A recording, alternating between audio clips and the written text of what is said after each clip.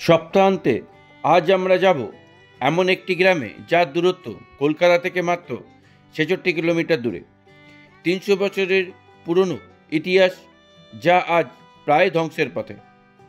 সেখানে আছে ছড়িয়ে ছিটিয়ে থাকা মন্দির, ভগ্নপ্রায় রাজবাড়ি, ঠাকুর দালান, আরও কত। আজ এই পর্বে সমরা বাজারের এক ঐতিহ্যশালী প্রাচীন গ্রাম সুকরিয়া ঘুরে দেখব। চলুন আমার সাথে। হাওড়া থেকে কাটোয়াগামী যে কোনো লোকাল ধরে সমরা বাজারে এসে নামুন। সমরা বাজার থেকে বাইরে বেরিয়ে একটা টোটো নিয়ে চলে আসুন এই আনন্দময়ী মন্দিরে। সুপ্রভাত বন্ধুরা, আমি এসে গেছি সমরা বাজার আনন্দময়ী মন্দিরের সামনে। এই মন্দিরটা কিন্তু বিরল। আমাদের বাংলায় 25 রত্ন শৈলীর যে মন্দির আছে তার সংখ্যা 5টা। এই 5টা মন্দিরের মধ্যে কানলায় আছে 3টে, বাঁকুড়ায় আছে একটা, আর এখানে আছে একটা। আমরা এই সমরা বাজার ঘুরে দেখব এবং এর সঙ্গে আরও অনেক মন্দির আছে, সবগুলোই ঘুরে দেখব। এই মন্দিরটা তৈরি করেন মিত্র মুস্তাফি পরিবারের। আমরা তার ইতিহাসটাও জানব এবং পুরো সমরা বাজার ঘুরে দেখব। চলুন তাহলে শুরু করা যাক।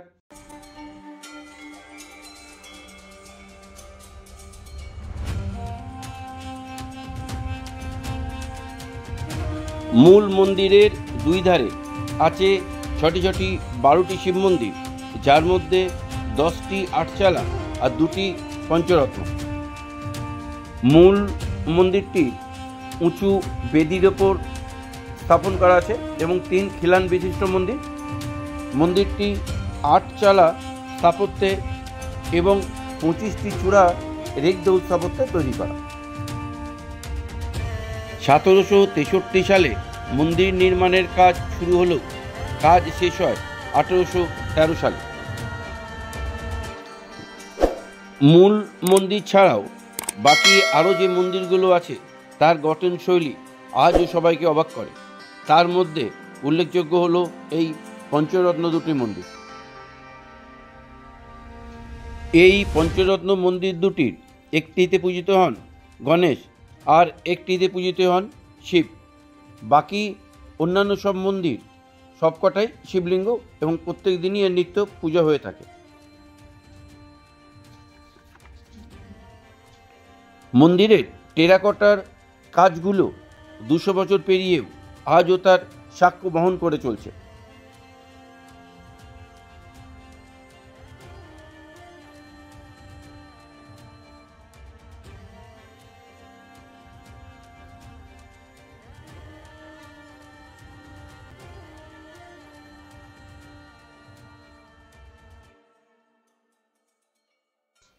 মন্দিরের গায়ে যে ফুলকারি কাজ এবং যে টেরাকোটা প্যানেল আছে, দেখুন, তাও 200 বছর ধরে প্রকৃতির সমস্ত পরীক্ষায় সসম্মানে উত্তীর্ণ হয়েছে।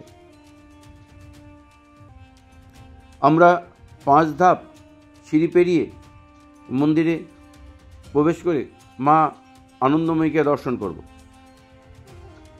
মন্দিরের গেট বন্ধ থাকলেও মাকে দর্শন করার কোনো অসুবিধা নেই, সবসময় মাকে দর্শন করতে পারবেন। দেখুন, মা আনন্দময়ী। মিত্র বংশের মোহন মিত্র মহাশয় নদিয়া জেলায় প্রথম তার প্রতিপত্তি বিস্তার করেন। তার পরবর্তী উত্তরসূরি রামেশ্বর মিত্র দিল্লিতে ঔরঙ্গজেবের দরবারে হিসাবরক্ষকের কাজ করতেন। বাদশাহ তার কাজে খুশি হয়ে 1704 সালে তাকে মুস্তাফি উপাধি প্রদান করেন। তার চতুর্থ সন্তান অনন্তরাম মিত্র প্রথমে আসেন 1712 সালে এই সুকরিয়া গ্রামে। তার পরবর্তী উত্তরসূরি বীরেশ্বর মিত্র মুস্তাফি নির্মাণ করেন এই মন্দির 1813 সালে। মন্দিরের পাশেই আছে এক বিশাল দিঘি, আর এই দিঘির সামনেই আছে মুস্তাফি পরিবারের রাধাকুঞ্জ। এই রাধাকুঞ্জ তৈরি করেন মিত্র মুস্তাফি পরিবারের রাধা জীবন মিত্র মুস্তাফি। কালের নিয়মে আজ বাড়িটি ভগ্নপ্রায় অবস্থায় দাঁড়িয়ে আছে, তবে বাড়ির নেমপ্লেটটি আজও অক্ষত। এই রাধাকুঞ্জেই শুটিং হয়েছিল চিত্র পরিচালক মিলান সেনের অকালের সন্ধানে। বাড়িটি এখন ভগ্নপ্রায় অবস্থায় আছে এবং দেখতেই পাচ্ছেন সামনে একটা রথ রাখা আছে এবং বারান্দার অংশটা পুরোটাই ভেঙে পড়ে গেছে এবং এখন অবশিষ্ট বলতে আর বাইরের দিকে আর তেমন কিছুই নেই। আর বাড়ির ভেতরে অন্য সময় প্রবেশ করতে দেওয়া হয় না, শুধু দুর্গাপুজোর সময় বাড়ির ভেতরে প্রবেশ করতে দেওয়া হয়। চলুন আমরা এবার এখান থেকে বেরিয়ে সোমরা বাজারের আরও কিছু মন্দির আছে সেগুলো দেখব এবং এখান থেকে বেরিয়ে আপনার ডান দিকে এই মিত্র পরিবারের পেছনের অংশটা দেখতে পাচ্ছেন, নির্জন জনমানব শূন্য। হরসুন্দরী মন্দির যাবার আগেই হরসুন্দরীর পুকুরের জলে সেই মন্দিরের সুন্দর প্রতিবিম্ব লক্ষ্য করা যাচ্ছে। এই মন্দিরটি আনুমানিক 1814 সালে মিত্র মুস্তাফি বংশের রামনিধি মিত্র মুস্তাফি এই মন্দিরটি তৈরি করেন। নিত্য পূজা এখানে হয়ে থাকে, তবে পুজো ব্যতীত মন্দিরের দরজা খোলা থাকে না। এই মন্দিরটি খুব বেশি কারুকার্য খচিত না হলেও আরও কিছুর জন্যে মন্দিরটি সুন্দর লাগছে। মন্দিরের দুপাশে আছে 14টি ছোট ছোট মন্দির, তার মধ্যে 10টি আটচালা ও 4টি হল পঞ্চরত্ন মন্দির।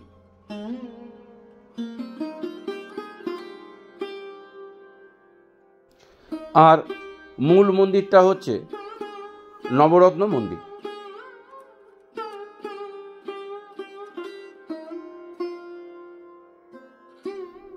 হরসুন্দরী মন্দির থেকে কয়েক পা এগোলেই 1847 সালে মিত্র মুস্তাফি পরিবারের আরও একটি মন্দির, যেটা কাশীগতি মুস্তাফি প্রতিষ্ঠা করেছিলেন।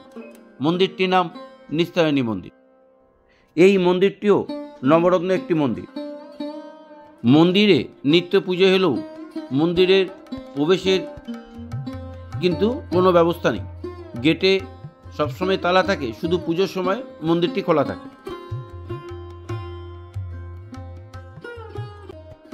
হরসুন্দরী পুকুরের পাড়ে আছে আরও এক ভগ্নপ্রায় সুপ্রাচীন ঠাকুর দালান। 16টি গোলাকার স্তম্ভের ওপর তৈরি এই নাট দালান। এই দালানের সুউচ্চ স্তম্ভ ছাড়া আর কিছুই অবশিষ্ট নেই। এই দালানগুলি দেখে সেই পুরনো দিনের কথাগুলি কেমন মনে পড়তে লাগলো। আগেকার দিনে এই দালানে যখন পুজো হতো, ছোটদের ছুটোছুটি, বড়দের ব্যস্ততা, এইসব চিন্তা করলেই যেন গায়ে কাঁটা দিয়ে ওঠে। ঠাকুর দালানটা হচ্ছে 5 খিলান বিশিষ্ট ঠাকুর দালান। ঠাকুর দালানের ভেতরে বিভিন্ন স্টাকুর কাজ এবং বিভিন্ন ফুলকারির কাজ দেখে আজও মন ভরে ওঠে।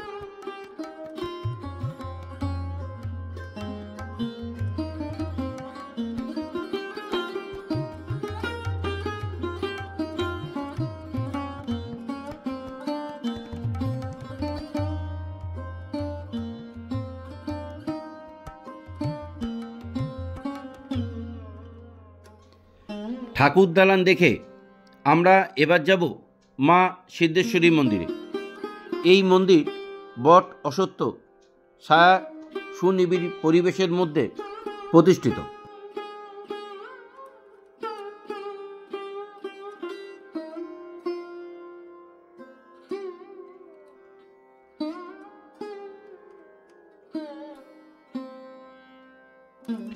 ভাগীরথী নাকি আগে এই মন্দিরের গা ঘেঁষি বয়ে যেত, কিন্তু এখন ভাগীরথী সরে গেছে অনেক দূরে। শোনা যায় ভাগীরথী দিয়ে নৌকো বিহার করে মা রাসমণি যখন এখান দিয়ে যেতেন তখন এখানে বিশ্রাম নিয়েছিলেন। সেই সময় মা আনন্দময়ী মন্দির দেখে মায়ের দক্ষিণেশ্বর মন্দির নির্মাণের কথা মনস্থির করেন। 5 ধাপ সিঁড়ি পার করে আমাদের মা সিদ্ধেশ্বরী দর্শন করতে হবে। মন্দিরে প্রবেশ করলেই আপনার সামনে প্রথমে 2 বড় বড় গোলাকার থাম পড়বে এবং তারপর মা সিদ্ধেশ্বরী। বিরাজ করছেন।